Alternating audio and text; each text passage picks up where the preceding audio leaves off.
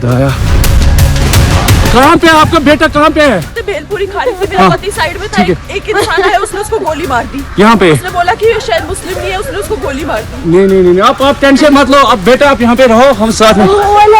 Madam, ये जो breathe साहब है प्रेशर, आप टेंशन मत लो, मेरे पति का बच्चा लो। हम बचा देगा, कोई बात नहीं। भाई प्लीज भगवान।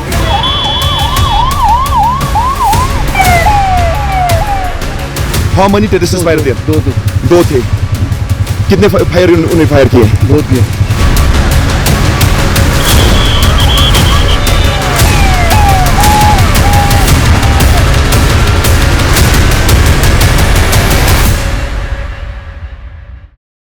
तो एक बार फिर सारे अपडेट्स ले लिए जाएंगे। किस किस पॉइंट पे हम ये चर्चा करने वाले हैं वो आपको बता दें कि एक तो अपडेट क्या है वो आप फटाफट जान लीजिएगा इस पहलगाम आतंकी हमले का।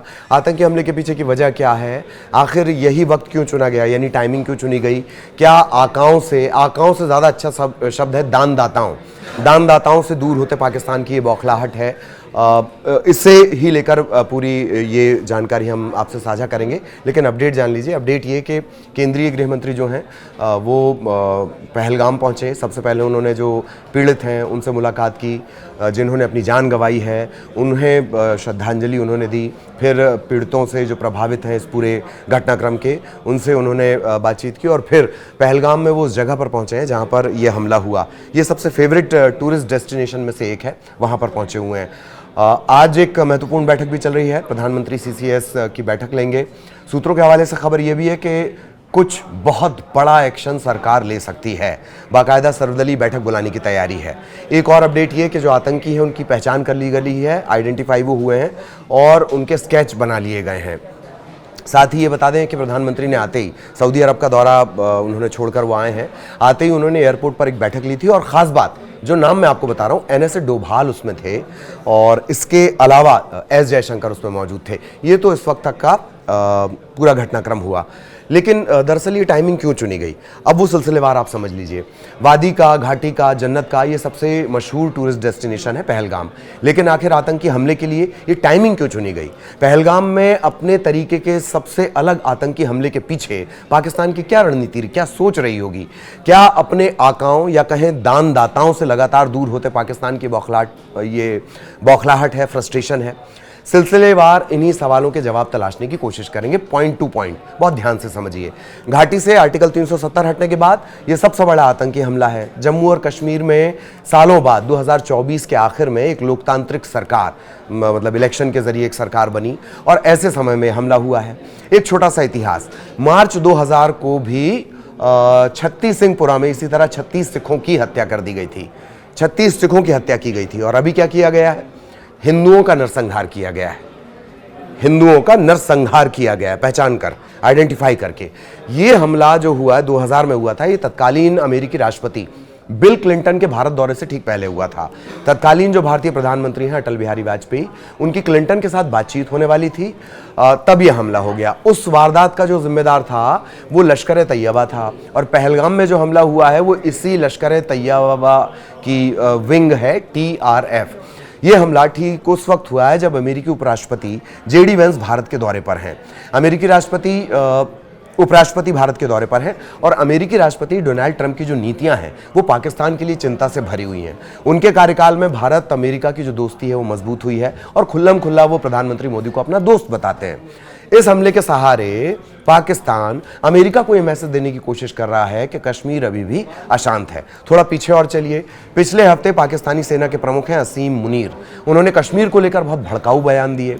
जानकार मानते हैं कि मुनीर का बयान आतंकवादियों के लिए एक मैसेज था। मैसेज ये कि जम्मू कश्मीर में खून की होली खेलने का सही वक्त यही है।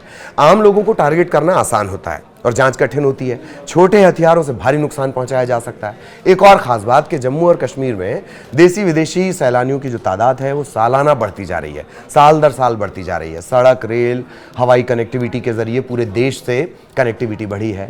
आर्टिकल 370 खत्म होने के बाद सैलानियों का डर खत्म हुआ है। श्रीनगर का लाल चौक अब आइसक्रीम खाने के लिए भी फेवरेट जगह बना हुआ है, जबकि पहले यह सिर्फ दहशत का सबब था। लिहाजा सैलानियों को निशाना बनाकर फिर से खौफ को, दहशत को तारी करने की कोशिश की गई लगती है। अमरनाथ यात्रा भी शुरू होने वाली है और उससे पहले माहौल बिगाड़ने का ये सबसे मुफीद वक्त था। अगला जो पहलू है वो वक्फ कानून। भारत के कई हिस्सों में वक्फ कानून के खिलाफ प्रदर्शन हो रहे हैं। देश के कई हिस्सों में माहौल खराब है।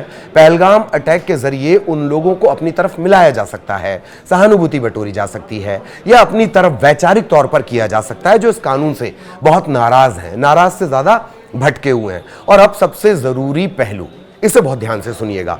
मिनी स्विट्जरलैंड कहा जाता है इसे, बैरसन घाटी।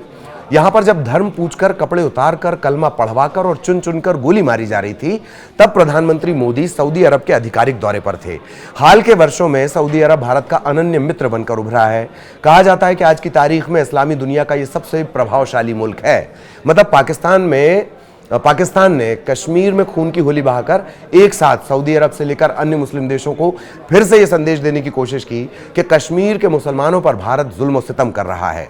पाकिस्तान कैसे अपने आकाओं और दानदाताओं से दूर जा रहा है, इस पर बीबीसी ने एक बेहतरीन रिपोर्ट की है। उस रिपोर्ट का एक हिस्सा भी आपसे साझा कर लेते हैं जो ये समझाएगा कि आखिर पाकिस्तान बौखलाया क्यों है। बीबीसी ने सनोबर इंस्टीट्यूट के जो निदेशक हैं और पाकिस्तानी विश्लेषक कमर चीमा के हवाले से लिखा है, पीएम मोदी का सऊदी अरब दौरा पाकिस्तान के लिए चुनौती है। कमर चीमा यहां तक कहते हैं कि सऊदी अरब पाकिस्तानी भिखारियों के लिए नया नियम ला रहा है और भारत के प्रधानमंत्री मोदी अरबों डॉलर की डील करने जा रहे हैं। अल्लाह रसूल के नाम पर हम भिखारी निर्यात कर रहे हैं और भारत कारोबार करने में लगा है। हम सऊदी अरब को ब्रदरली इस्लामिक मुल्क कहते हैं। जब अमेरिका के राष्ट्रपति जेडी वेंस भारत में हैं, ऐसे दौर में नरेंद्र मोदी सऊदी अरब में है। भारत और सऊदी अरब के बीच द्विपक्षीय जो व्यापार है वो तकरीबन 50 अरब डॉलर का हो चुका है। अब एक और बात जान लीजिए, अतीत के कई दशकों तक भारत का खाड़ी देशों के साथ जो संबंध रहा है वो ऊर्जा के आयात, भारत से ब्लू और व्हाइट कॉलर के जो लेबर हैं उनके निर्यात तक सीमित था। गल्फ कंट्रीज अपनी अर्थव्यवस्था के निर्माण और विकास के लिए प्रवासियों पर निर्भर रहे। लेकिन प्रधानमंत्री नरेंद्र मोदी इस संबंध को आगे ले गए और अब खाड़ी के देश भारत के न केवल कारोबारी साझेदार हैं बल्कि स्ट्रेटेजिक पार्टनर भी हैं। यही वजह है पाकिस्तान की बौखलाहट की और उस टाइमिंग की जो इस आतंकी हमले के लिए चुनी गई। विश्व बिरादरी में वैसे भी पाकिस्तान की साख लगातार गिर रही है। अपनी गिरती साख और बढ़ती बौखलाहट है जो इस तरह से हमले के तौर पर सामने आ रही है। इसी तरह अपडेट के लिए थोड़ी देर बाद फिर आपसे मिलेंगे। नमस्कार।